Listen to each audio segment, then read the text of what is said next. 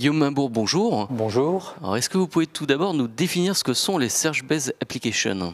Alors, il y a Search dans Search-Based Application. Donc je pense que le plus simple, c'est de commencer par nos expériences de Search. L'expérience de Search principale, elle est celle qu'on a sur le web, à travers les grands moteurs de recherche.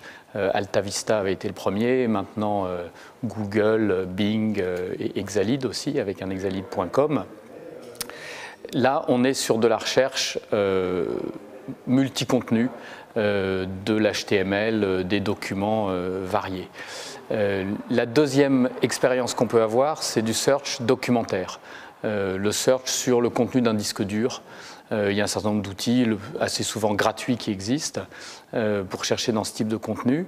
Et là aussi, on va être avec une expérience de search assez simple, juste une fenêtre de search, un next page, une page suivante, et le contenu en dessous, c'est du PDF, c'est du Word, c'est du PPT.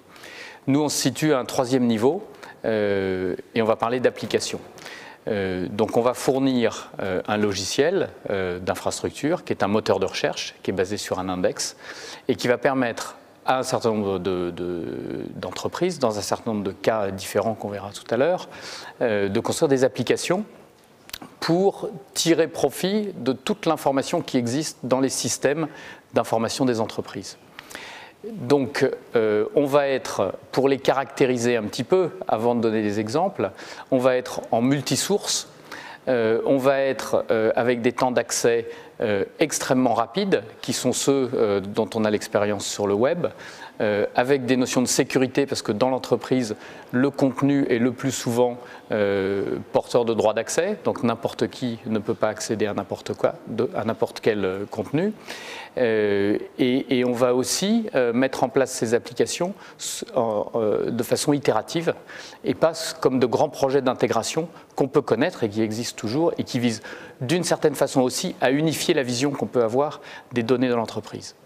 Alors, pouvez-vous nous donner des exemples d'applications d'entreprise et quel intérêt pour le...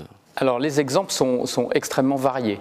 On a des exemples sur le web avec certains de nos clients qui sont online, des exemples de sites e-commerce.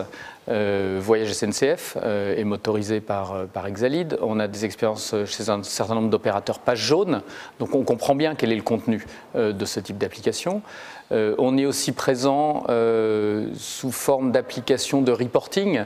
Une des applications qu'on a montré tout à l'heure dans votre matinée, c'est une application chez Jeffco qui aide à la traçabilité des véhicules et des pièces détachées.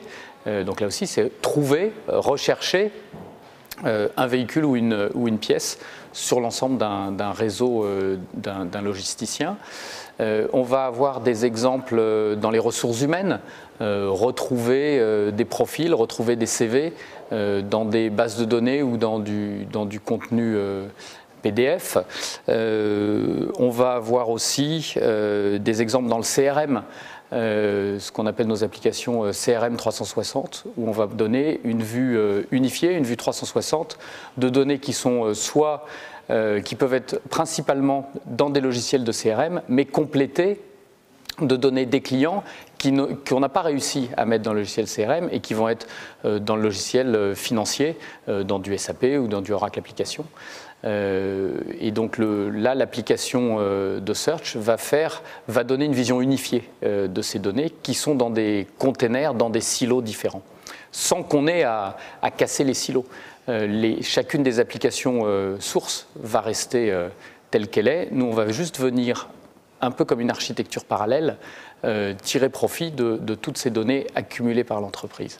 Peut-être le dernier exemple que je pourrais donner, c'est un exemple qu'on met en place chez des clients industriels de recherche de pièces détachées, là aussi dans des systèmes différents. On a souvent chez nos clients des systèmes issus de regroupements d'entreprises, d'acquisition, ou bien des projets d'intégration qui ne sont pas encore allés au bout de leur démarche. Et donc on va, avec une fenêtre de search unique, donner accès à ces systèmes de pièces, à ces containers de pièces détachées, pour en avoir une vue unique, une recherche unique au travers de systèmes multiples. Alors, comment mettre en place ce type de solution en entreprise? Comment doit-on procéder? Alors, la question à se poser, c'est quelle est l'information que j'ai du mal à retrouver? Et là encore, pas le document, parce que ça c'est du search qu'on appelle Enterprise Search, qui est assez simple à régler, qu'on peut régler. La démarche va être donc quel type de données j'ai du mal à retrouver. Est-ce que c'est mes données clients? Est-ce que ce sont des données sur des pièces? Est-ce que ce sont des données sur des collaborateurs, sur mes fournisseurs? Et il faut avoir l'idée, et nous pouvons aider, ou les partenaires intégrateurs qui travaillent avec nous, trouver des applications. Et en fait, on va faire une première démarche, une première vue d'une application qu'on peut mettre en œuvre dans une démarche proof of concept, un peu prototype, premier niveau, en quelques jours, dans les entreprises qui se posent la question de mieux tirer profit de leur patrimoine dans leur système d'information. Guillaume Mamour, merci. Je vous en prie. Merci à vous.